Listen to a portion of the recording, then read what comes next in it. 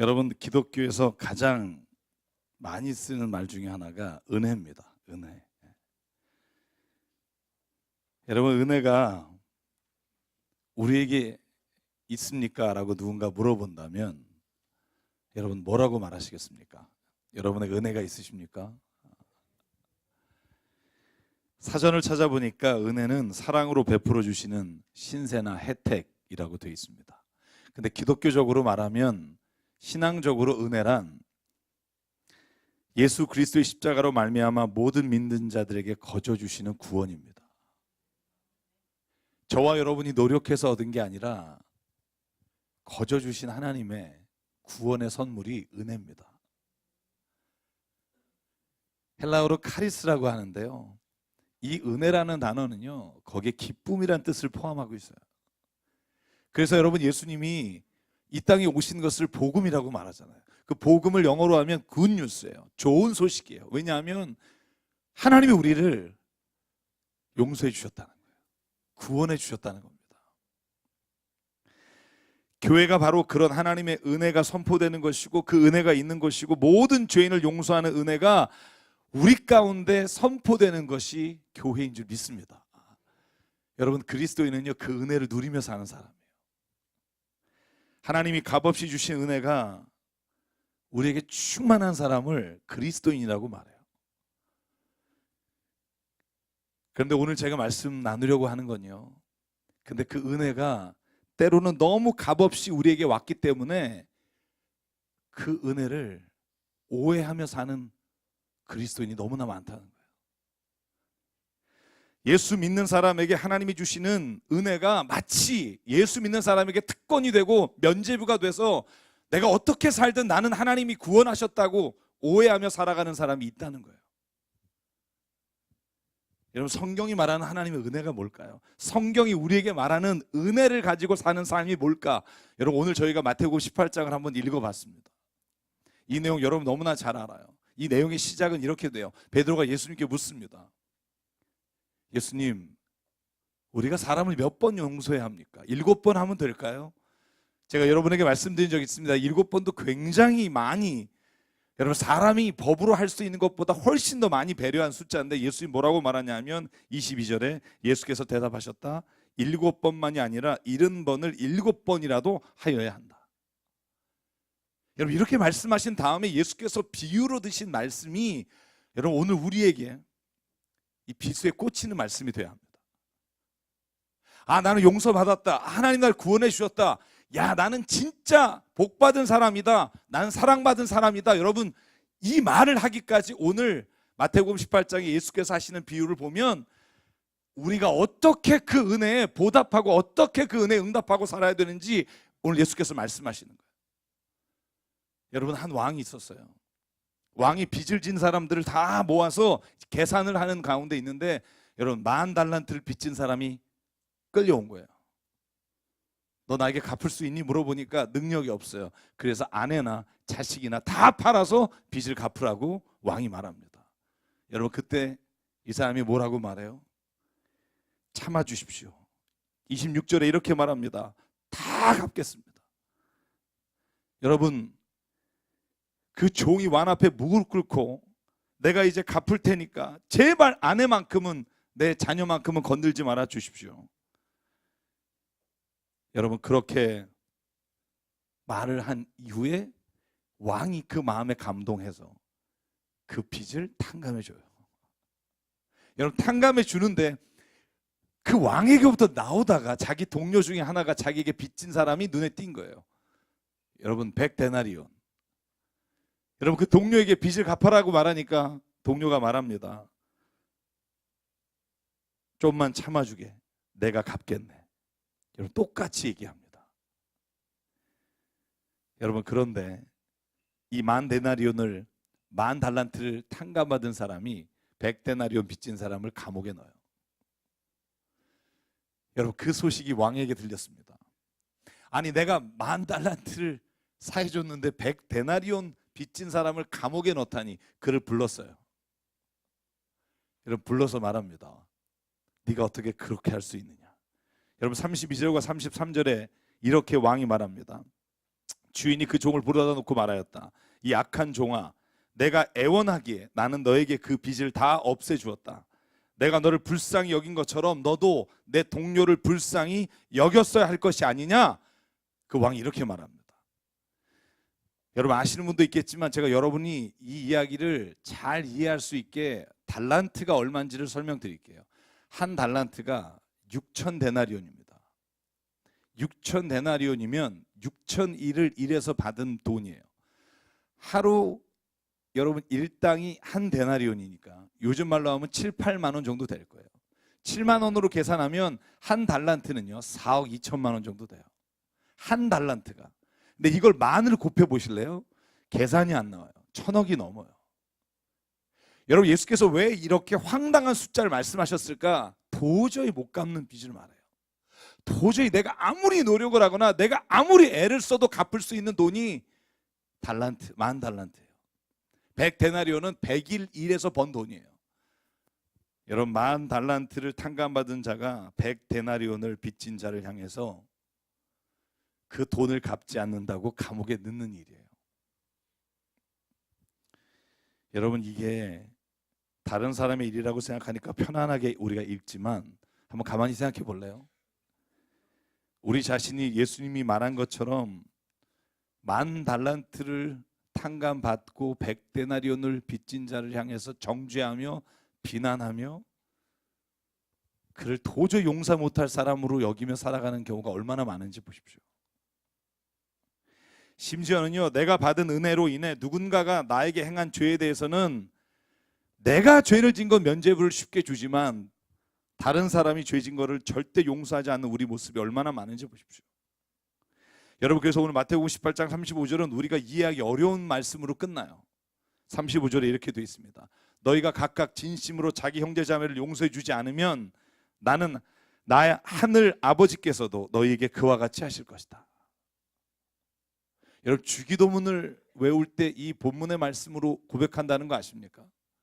우리가 우리에게 잘못한 사람의 죄를 용서한 것 같이 우리 죄를 용서해 주십시오. 예수께서 오늘 뭐라고 말하냐면 네가 다른 사람의 죄를 용서하기 전에 내 죄를 용서받을 수 없다라고 말합니다. 아니 뭐 이런 게 다 있어 이런 생각 안 드세요? 아니 용서를 해 주셨으면 해 주신 거지. 내가 다른 사람을 용서한 것이 하나님이 나를 용서하는 것의 기준이 되는 것 같은 이 말씀을 왜 하셨을까 하는 거예요. 여러분 내가 하나님의 은혜를 받으면 그만이라고 생각하는 신앙에 대해서 예수께서 오늘 일침을 가하시는 거라고 봐요. 저와 여러분에게 하나님이 나는 은혜 받은 사람이고 나는 복 받은 사람이며 다른 사람은 내가 어떻게 하는 것과 상관없이 하나님하고 나의 관계는 아무 문제가 없다고 생각하는 사람에게 오늘 예수님이 네 자신을 한번 들어보라고 하시는 말씀이라고 생각해요. 제가 사실 오늘 설교 준비하면서 굉장히 힘들었어요. 몸도 아팠지만 그냥 힘들었어요. 여러분 요즘 종편과 인터넷에 안모 검사님 이야기가 계속 가는 곳마다 저한테 물어봐요. 목사님 그 검사는 어떻게 된 거냐고. 그 안모 검사님이 교회에서 간증한 게 계속 인터넷에 돌고 심지어는 텔레비전에서 방송하면서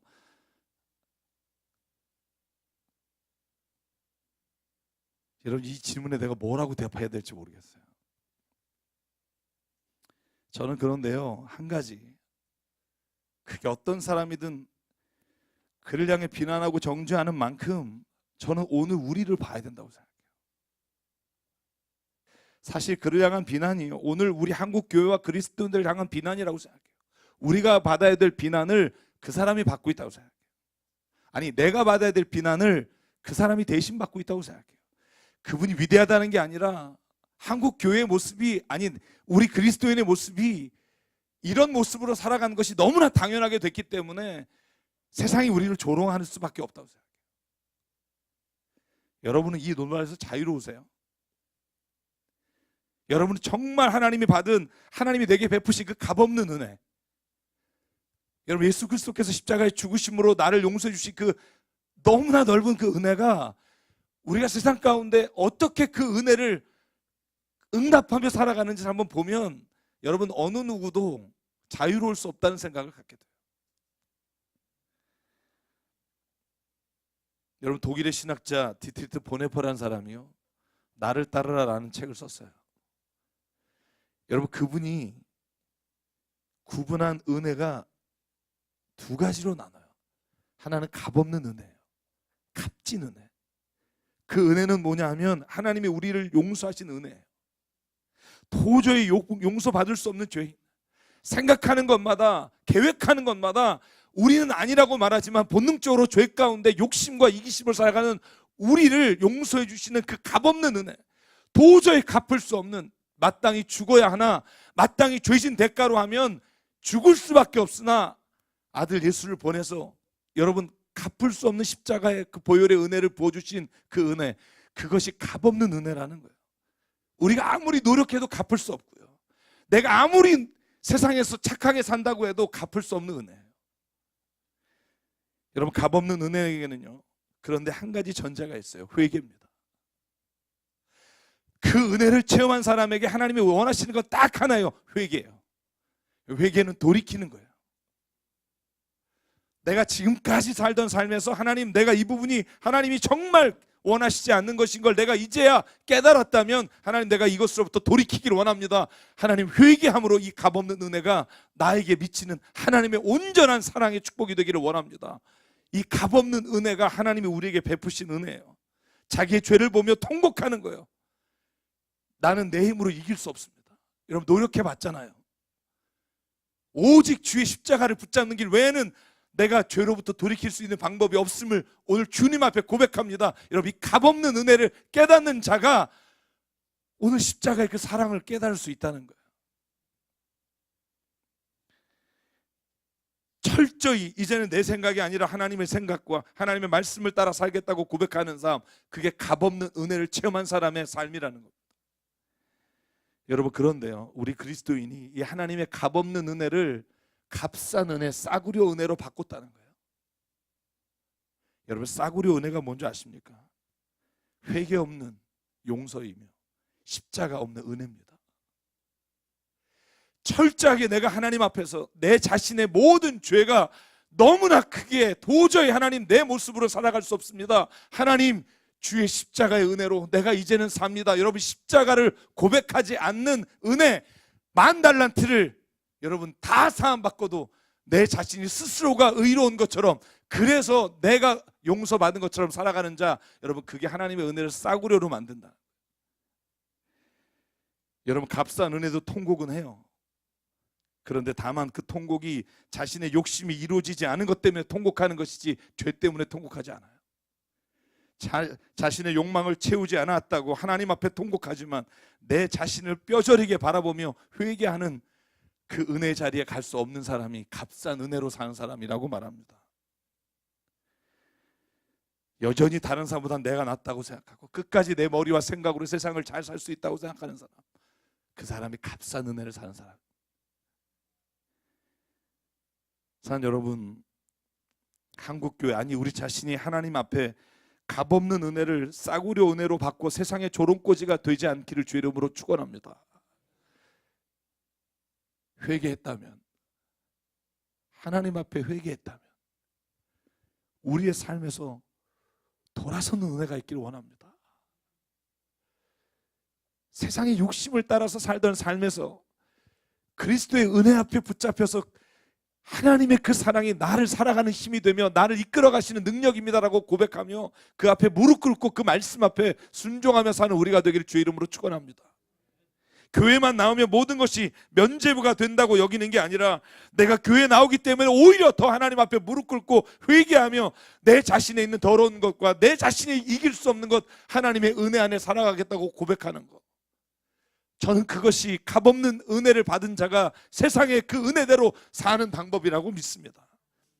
여러분 어쩌면 오늘날 저와 여러분은요, 교회에서 선포됐던 이 값싼 은혜의 희생자일 수도 있어요. 저는 그런 생각이 들어요. 왜 보다 철저한 회개 앞에 하나님 앞에 살아가라고 말해주지 않았나? 왜 내 자신의 삶이 주님으로부터 받은 은혜대로 정말 철저하게 돌아서서 살라고 왜 우리에게 얘기해 주지 않았나? 그냥 이대로 살아도 행복하게 살 수 있다고. 이대로 그냥 여러분이 하는 만큼 살아도 하나님께서 당신을 도와줄 거라고. 여러분, 이렇게 말하는 가짜 복음에 왜 우리가 속아서 살았나? 여러분, 우리가 잘못된 이 복음이 진짜인 줄 알고 살아가다가 어느 날 마지막 하나님 앞에 섰을 때 우리의 허망한 인생을 살아온 것을 어떻게 하시려고 합니까? 사랑하는 성도 여러분, 하나님 앞에 철저한 회개 없이 죄사함의 기쁨은 거짓 기쁨입니다.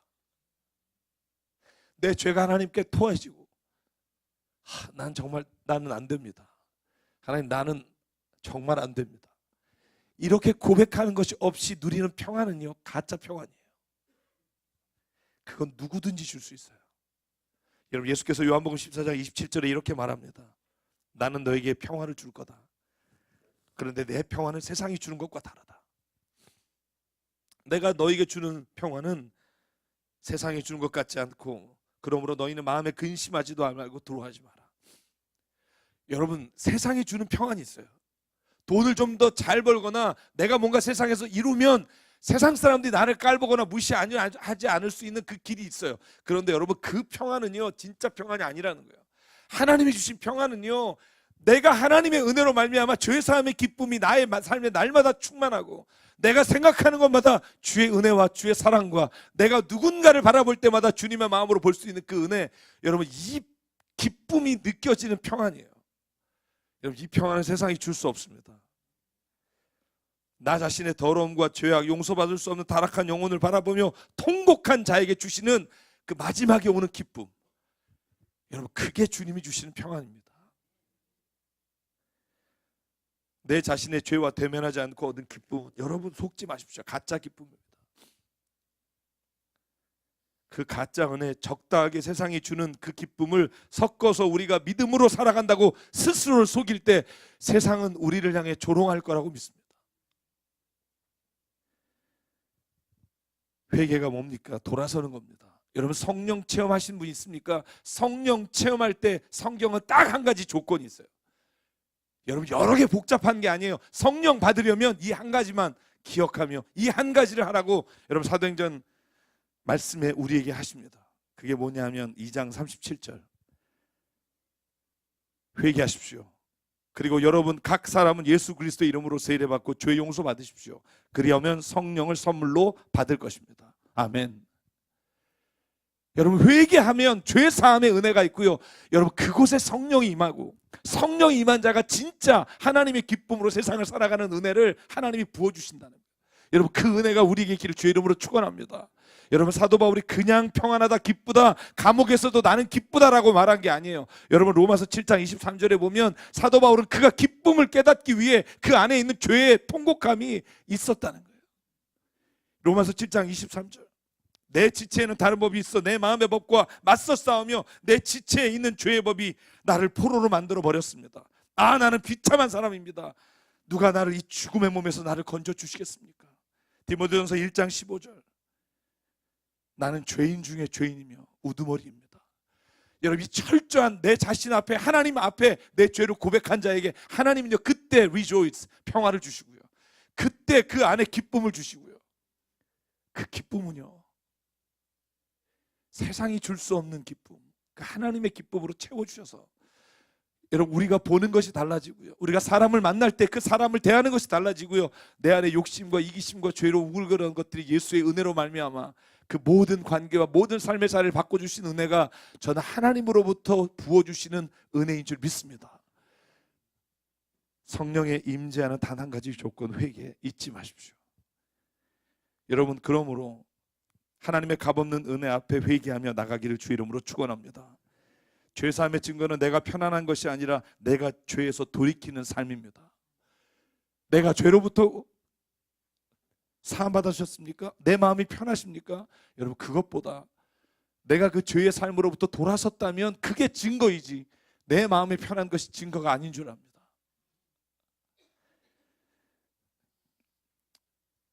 제가 왜 설교 준비하는 게 힘들었는지 아시겠죠? 제 자신을 계속 봐야 하니까 힘들더라고요. 여러분, 제가 2001년 9월 11일 8시 48분 여러분 혹시 기억하십니까? 9.11 테러가 미국에서 일어난 날입니다. 그날 제가 미국에 유학 간 지 딱 2달 된 날이었어요.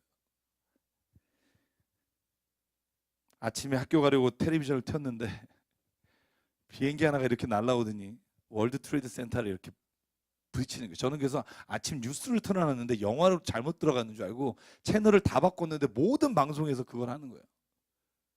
첫 번째 든 생각, 이제 난 어떡하지?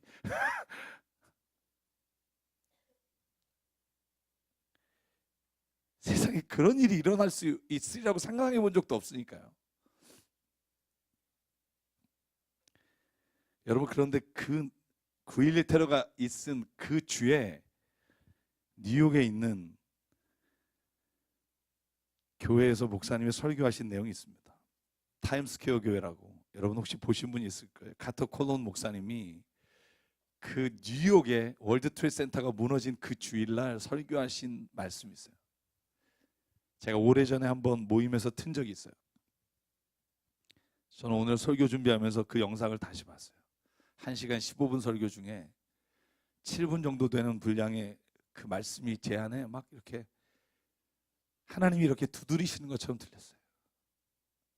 그 목사님이 이렇게 울면서 토하면서 설교하신 내용이 있어요. 무너지는 빌딩을 피해 사람들이 도망갈 때 경찰관과 소방관들 그리고 사람들이 오히려 무너지는 빌딩을 향해 달려가며 목숨을 걸며 이렇게 외쳤습니다. Run! 도망치십시오. 도망치십시오. 오늘 경찰관과 소방관들이 무너지는 빌딩을 향해 죽어가는 사람들에게 소리치는 것처럼 오늘 저도 그 마음으로 여러분에게 소리칩니다. Run! 도망가십시오. 여러분, 도망가십시오. 번영과 부, 성공에 집중하는 복음으로부터 도망가십시오. 여러분, 도망치십시오. 그리스도의 이름을 자신의 이익을 위해 쓰는 자들로부터 도망치십시오. 여러분, 도망치십시오. 당신의 주머니를 예수의 이름으로 털어가는 목사들로부터 도망치십시오. 도망치십시오. 인간의 자기 개발에 집중하는 복음으로부터 도망치십시오. 그리스도가 아니라 인간의 영광을 받아 누리는 교회로부터 도망치십시오. 신자가 없는 신학, 십자가가 없는 신학, 죄로부터 회개함이 없는 교회, 예수의 보혈이 없는 복음에서 도망치십시오. 죄가 편안하게 느껴지는 교회로부터 도망치십시오. 당신이 교회에 들어올 때 당신의 삶에 죄가 드러나는 게 아니라 당신의 자랑거리가 드러나는 교회로부터 도망치십시오. Run! 도망치십시오. 저는 그 막 울부짖는 소리를 듣는데 저에게 하시는 말씀 같은 거예요. 여러분, 저희 교회의 교우들이요, 여러분, 그 안목검사가 비난받고 정죄받는 것에 원죄가 있다고 믿어요.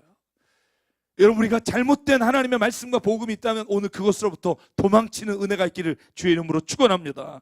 만약에 우리 교회가 지금 우리 그리스도인이 십자가 없는 회개, 용서함이 없는, 진정으로 돌아섬이 없는 하나님의 은혜를 말하는 자가 있다면 그곳으로부터 돌아서십시오. 내가 죽지 않고 사는 법은 없으며 내가 십자가의 은혜 앞에 회개하지 않고 하나님이 주시는 평안은 없습니다. 예수님을 믿는 우리가 철저하게 그 말씀대로 살아왔다면 지금 교회가 이렇게 세상의 조롱거리가 됐겠습니까? 예수님은 그렇게 말한 적이 없는데 우리는 세상과 예수님을 적당하게 잘 섞어서 믿을 수 있다고 생각하고 살고 있습니다. 철저하게 회개하며 우리가 주님 앞에 섰다면 지금 이 시기에 한국교회가 이렇게 많은 방송으로부터 조롱당하지 않을 겁니다. 사랑하는 여러분, 죄에서 떠나 예수님을 따라갑시다. 잘 모르겠으면 주의 말씀에 순종하며 삽시다. 여러분, 왜 보네포가 그의 책 이름을 나를 따르라라고 했을까? 예수님은요, 제자들이 자기에게 왔을 때 이렇게 말하지 않았어요. 얘들아, 나랑 같이 좀 뭔가 좋은 세상 만들어 보자. 야, 너 한번 생각 좀 해봐라. 뭘 하면 좋겠니? 이렇게 묻지 않으셨어요. 그냥 딱 한마디 하셨어요. 나를 따르라. 제자들이 그들에게 예수님께 몰려왔을 때도 그랬고요. 내가 이제는 정말로 주님 영생 얻고 싶습니다. 뭐 해야 됩니까? 그에게 딱 한마디 하셨어요. 나를 따르라. 아버지가 돌아가셨습니다. 내가 장례를 치러야 합니다. 예수께서 말씀하십니다. 나를 따르라. 여러분, 제가 볼 때 다른 길은 없어요. 주님을 따라가는 길밖에. 우리 예수 믿는 사람, 교회 다니는 사람, 그리스도인이 세상의 죄로부터 하나님의 보호하심과 하나님의 인도하심과 철저한 회개로 우리의 삶이 주님의 기뻐하시는 모습으로 변화될 때, 저는 이 땅에 우리 교회를 향해 이렇게 말할 거라고 믿어요. 교회 다니는 사람을 봐라. 그들처럼 사는 것이 진짜 인생을 사는 거다. 여러분, 이 고백을 듣는 날을 기대하며 저는 교회에 나와 예배드리기를 주의 이름으로 축원합니다. 세상 모든 사람들이 교회 가는 사람을 봐라. 저 사람들이 진짜 인생에 있어서 이정표가 되며 세상에서 아무리 떠드는 사람이 많아도 예수 믿는 사람 외에는 진실한 자가 없다. 저 이렇게 선포되는 교회가 되기를 주의 이름으로 축원합니다. 그래서 고린도서 6장 1절에 사도 바울이 우리에게 말합니다. 같이 한번 이 말씀만 읽고 오늘 마치려고 합니다. 읽겠습니다. 시작. 우리는 하나님과 함께 일하는 사람으로서 여러분에게 권면합니다. 하나님의 은혜를 헛되이 받지 않도록 하십시오. 아멘. 은혜는 다 받았다고 말하는데 어떤 사람은 헛되게 받는 사람이 있다는 거예요. 이 헛되다는 말은 공허하다는 말이에요. 아무 의미 없이 내 삶에서 진짜 돌아섬이 없이 은혜 받았다고 하는 그 삶에서 떠나라는 거예요. 회개 없는 복음은 헛된 것이기에 여러분, 오늘 하나님의 값없는 은혜를 값싼 은혜로 바꾸지 않기를 원합니다. 우리의 자녀가 무엇을 보고 예수님을 따라갈까요? 우리가 말하는 거 전 아니라고 생각해요. 우리가 주님 앞에 회개하고 돌아선 삶이 우리의 자녀를 주님께로 이끌어 올 수 있다고 믿습니다. 15년, 20년, 30년을 다녔는데 전혀 변함없는 삶을 살아가는 자를 누가 예수를 믿는 사람이라고 보겠어요? 사랑하는 강남 새사람교회 성도 여러분, 오늘부터 우리의 삶에 이 한없는 하나님의 값없는 은혜에 응답하며 살기를 축원합니다. 오늘 마태복음 18장에 나오는 것처럼 여러분, 10,000달란트 탕감받은 우리입니다. 여러분, 우리는요 이미 하나님께서 주신 놀라운 은혜 가운데 있습니다. 그러면 여러분, 우리를 통해 누군가의 삶이, 생명이 일어날 수 있도록 하나님 그 은혜가 우리를 통해 흘러가는 삶이 되기를 주의 이름으로 간절히 소망합니다. 그러면 주님은 우리를 다시 하나님의 은혜의 자리로, 세상에서 하나님이 조롱받지 않는 자리로 우리를 이끌어 주시고요. 예배가 감격이 아니라 진정한 기쁨과 놀라우신 하나님의 은혜로 채워지는 우리가 예배가 될 줄 믿습니다. 이제는 우리 주 예수 그리스도의 은혜와 하나님 아버지의 무한하신 사랑과 성령님의 감동, 감화, 충만, 교통, 위로하심이 오늘 죄를 떠나 죄로부터 도망쳐 주의 십자가의 복음 앞에 다시 살아가기를 소망하는 여기에는 한 분 한 분 머리 위에, 그 가정과 일터 위에 주님 세우신 새사람교회 위에 지금부터 영원토록 함께 하시기를 간절히 축원하옵나이다. 아멘.